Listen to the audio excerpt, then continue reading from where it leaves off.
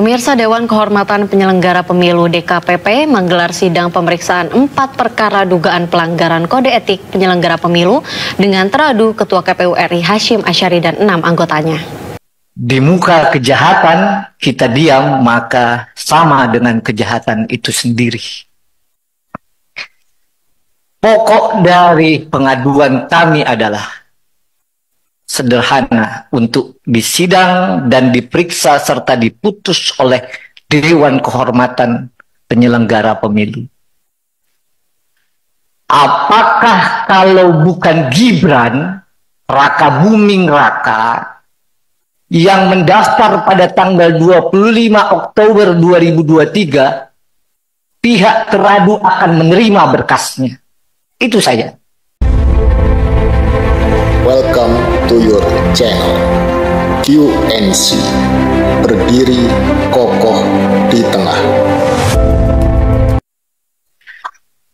Alasan dasarnya adalah pada tanggal 25 Oktober 2023 di depan KPU tertulis bahwa cawapres yang belum berusia 40 tahun tidak boleh mendaftar.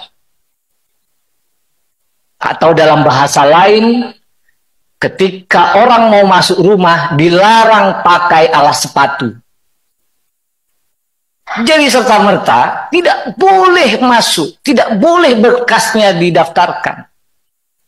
Mengapa? Karena teradu, tunduk dan patuh pada peraturan KPU nomor 19 tahun 2023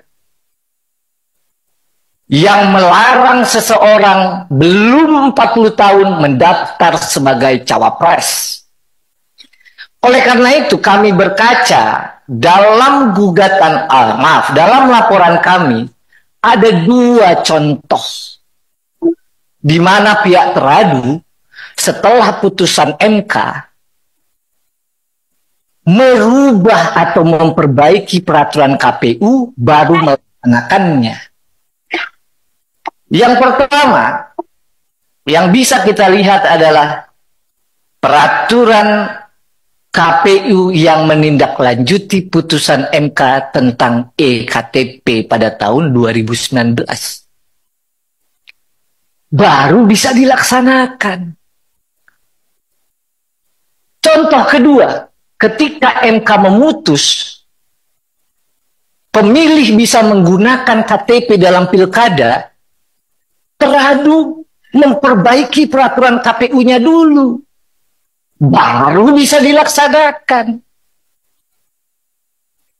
Lah kok kenapa pada tanggal 25 Oktober jelas-jelas teradu harus tunduk dan patuh pada peraturan yang ia buat sendiri, peraturan KPU nomor 19 tahun 2023. Kenapa berkas itu dibiarkan masuk? Kita bicara etika, sumber dari hukum, sumber segala norma. Sudah jelas larangan bahwa tidak boleh pakai sepatu masuk ke rumah, tapi teradu membiarkannya. Oleh karenanya, majelis yang kami hormati, Bapak Ketua, apa yang dilakukan oleh teradu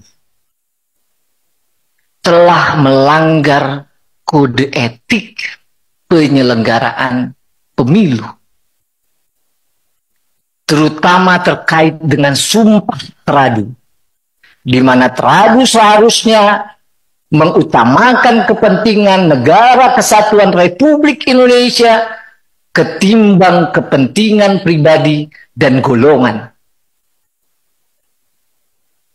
Jadi kita semua ingin mendengarkan nanti suatu pemeriksaan yang menjunjung tinggi etika, yang menjunjung tinggi nilai-nilai yang kita ingin hidupi.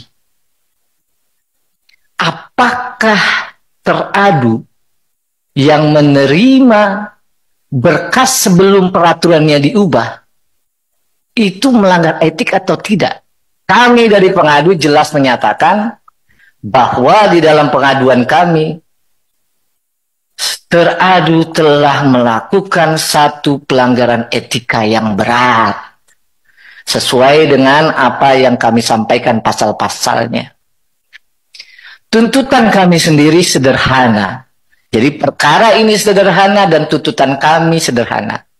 Kami mohon kepada majelis, kami mohon kepada Dewan Kehormatan Penyelenggara Pemilu memberhentikan teradu secara permanen. Karena kami tidak melihat kelayakan secara etik, teradu masih punya wewenang dan punya kekuasaan untuk menyelenggarakan pemilu di tahun 2024 ini. Demikian kami sampaikan pokoknya. Sekali lagi, apa yang kami sampaikan dalam laporan mohon dianggap telah dibacakan. Lebih kurang kami mohon maaf. Wassalamualaikum warahmatullahi wabarakatuh.